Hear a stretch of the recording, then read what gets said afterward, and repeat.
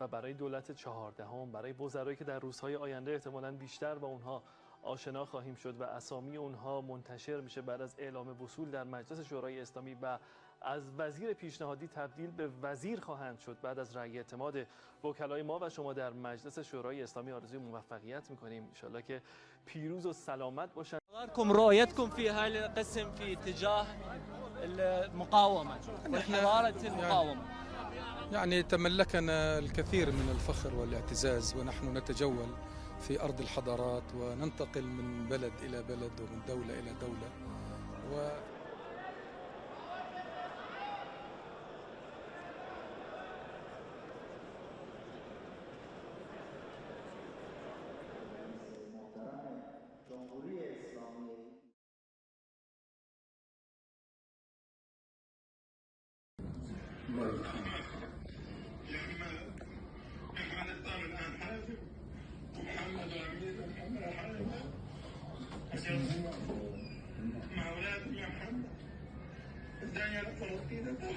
الله يسهل الله يسهل الله يسهل عليكم الله يسهل عليكم يعني ان شاء الله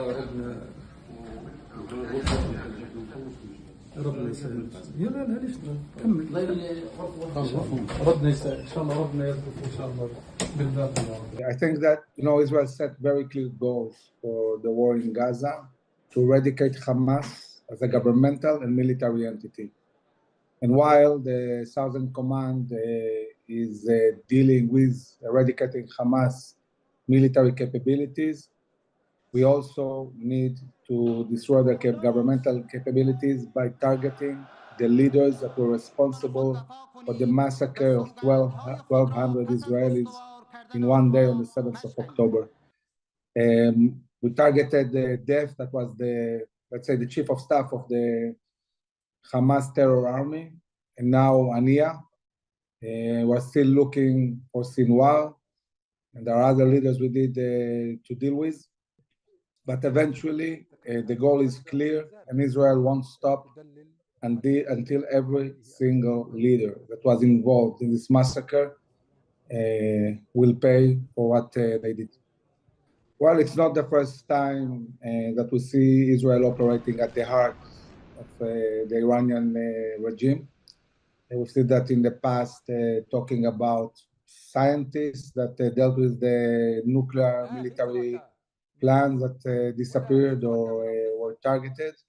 We saw the whole archive of Iran taken to Israel.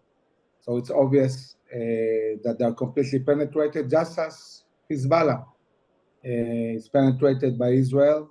We saw yesterday the precise strike on the chief of staff of Hezbollah. And obviously it sends a message that Israel can get to any terror leader anywhere.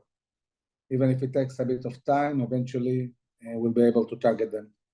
So he was the chief of staff. He is one of the founders of Hezbollah, probably the most prominent military figure in the organization. He conducted all the operations. He conducted the precision missile project that is one of the most dangerous strategic buildups of power that Hezbollah has been doing and Israel has been dealing with for a long time. He's the really closest advisor of Nasrallah, and the ability to really know exactly where he is in the Dahia, the heart of Beirut, shows really what intelligence Israel enjoys and operational capabilities to carry out such a targeted strike. And this is a message also to Nasrallah.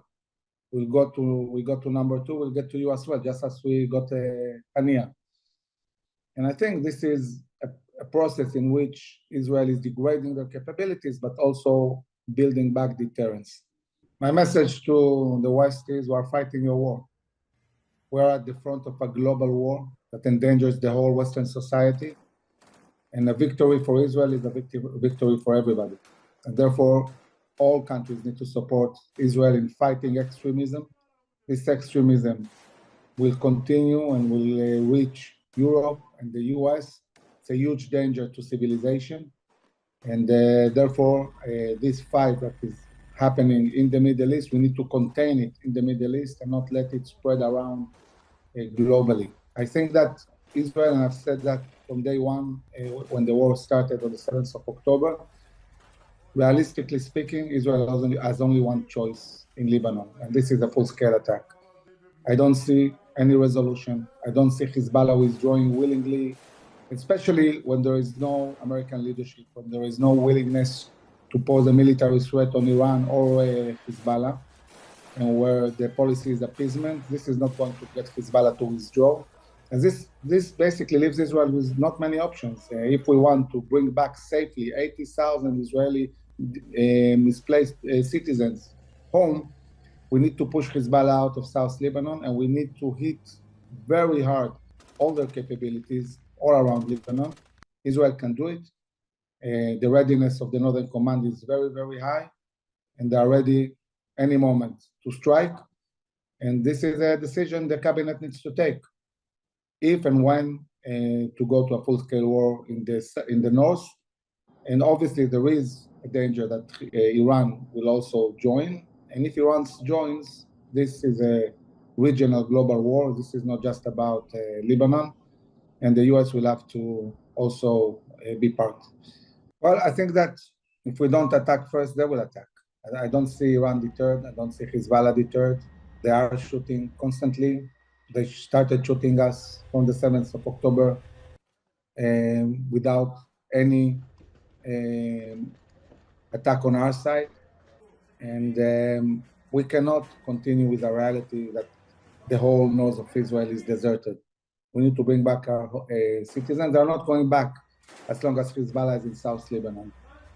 So we need to hit, and we need to hit hard, and we need a ground incursion in South Lebanon, not on all of Lebanon, to push Hezbollah north. And eventually we'll have to deal with the head of the snake, and this is Iran. And this is not Israel's private problem. This is a global problem. And I do have an expectation from the US to lead the coalition, to deal seriously with Iran, to impose harsh sanctions and be willing to pose a credible military threat on this terrible regime that is endangering the whole globe. I think that when you talk to prominent figures in the administration, or in Congress, Senate, they are really worried about their experience in Iraq and Afghanistan. They are worried about boots on the ground. But dealing with Iran doesn't require any boots on the ground.